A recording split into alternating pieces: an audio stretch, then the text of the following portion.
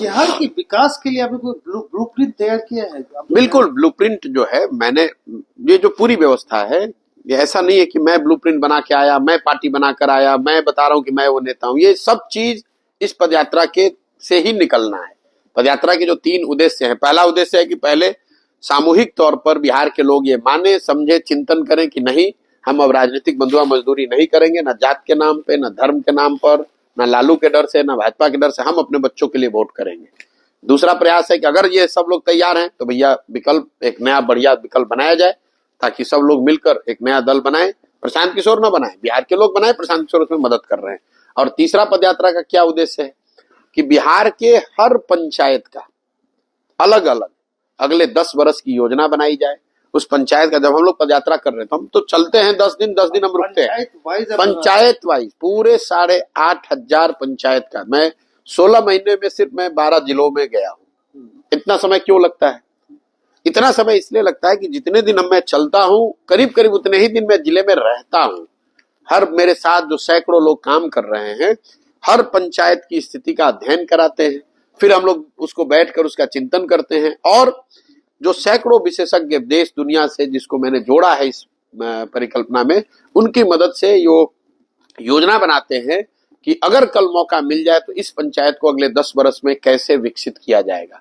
और उस पंचायत की जो समस्या है, कहीं जल जमाव है, कहीं रोड नहीं है, कहीं अस्पताल नहीं है, इन बातों की चर्चा तो उसमें करते ही हैं। उसके साथ साथ हर पंचायत के प्रोग्राम में 10 वर्षीय जो प्रोग्राम बना रहे हैं, उसमें 3 चीज बताई जा रही है। पहला कि हर पंचायत में बिहार में बच्चों के पढ़ने के लिए अच्छी व्यवस्था कैसे की जाएगी। दूसरा, हर पंचायत में 800 से 1200 नए रोजगार के अवसर कैसे पैदा किए जाएंगे, ताकि किसी को यहाँ रोजगार के लिए, मजदूरी के लिए बाहर नहीं जाना पड़े। नौकरी नहीं मिलेगी, लेकिन मजदूरी कम से कम 10, 12, 15 हजार के लोगों को अपने पंचायत ब्लॉक में मिल जाए, इसकी योजना बना रहे हैं।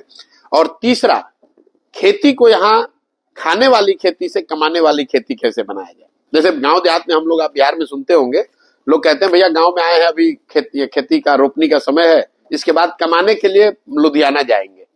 मतलब लोग खेती को कैसे देखते हैं? खेती वो आके इसलिए करते हैं ताकि बाल बच्चों को खाने की व्यवस्था हो जाए।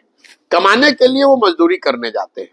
मैं वो व्यवस्था बदलना चाहता हूँ। खेती को खाने वाले के बजाय, खाने वाली खेती से कमाने वाला खेती बनाना चाहता हूँ। और ये तीनों चीज की योजना पंचायत वार में बना रहा हूँ।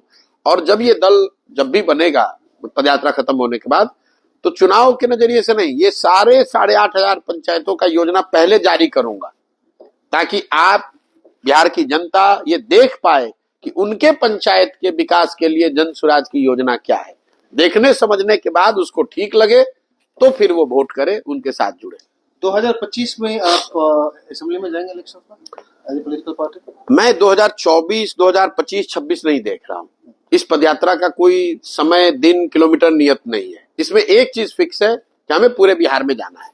जिस दिन मैं कम से कम 2/3 से ज्यादा बिहार कर लूंगा, उसके बाद सब लोग मिलकर अगर तय करेंगे कि दल बनने का अब सही समय आ गया है, तो दल बना लिया जाएगा। और दल जब बनेगा तो उसके बाद स्वाभाविक तौर पर उसके बाद जो भी चुनाव होगा, वो चाहे मुखिया का चुनाव हो या असेंबली का चुनाव हो, उसको पूरी ताकत से लड़ा जाएगा।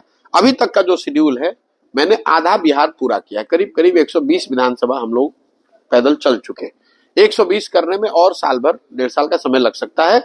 तो अगर असेंबली के चुनाव नियत समय पर हुए तो मेरा अपना मानना है कि उसके साल भर पहले ही ये प्रक्रिया पूरी हो गई होगी और दल बन गया होगा। और जब दल बनेगा तो निश्चित तौर पर 243 सीट लड़ेंगे। मैं इसलिए पूछ रहा हूँ कि एक्सपेक्टेशंस बिल्ड होते जा रहे हैं। अब लार्जर एक्सपेक्टेशन स्टेट वाइड तो मैं अभी घूमूंगा तो पता चलेगा, लेकिन आपकी टीम जो है, मैं देख रहा हूँ लड़के जॉब छोड़ के आ रहे हैं, इंजीनियर से छोड़ के आ गए, कहीं और कुछ तो मैं आंध्रा से देख रहा हूँ, आंध्रा यूपीएससी की तैयारी छोड़ के आ गए। अब इनका जो एक्सपेक्टेशन है आप में कि आप डिलीवर करेंगे। नहीं, आप तो 2-4 लोगों से मिल रहे हैं। मैं इस पूरी व्यवस्था में 1500 से ज्यादा लड़के और लड़कियां वो इसमें जुड़े हुए हैं, वॉलंटियर के तौर पे, फेलोज के तौर पे, पेड कॉलीग्स के तौर पे। तो ये सारे लोग जुड़े हुए हैं सीखने के लिए। बहुत सारे लोग इसलिए जुड़े हैं कि वो इस एक्सपेरिमेंट को ऐसा देख रहे हैं कि शायद इससे कुछ बड़ा निकल सकता है। बहुत सारे लोग यूपी बिहार के इसलिए जुड़े हैं कि वो बिहार यूपी में चीजों को बदलते हुए देखना चाहते हैं। और इन 1500 में मेजोरिटी उन लड़कों का, उन बच्चों का है जो बिहार के हैं, जो सही मायने में देखते हैं कि भाई बिहार को सुधारने का एक सही प्रयास है, इसमें उन्हें योगदान करना चाहिए। सही, thank you very much for talking to us. Thank you very Thank you much. very much. Thank you.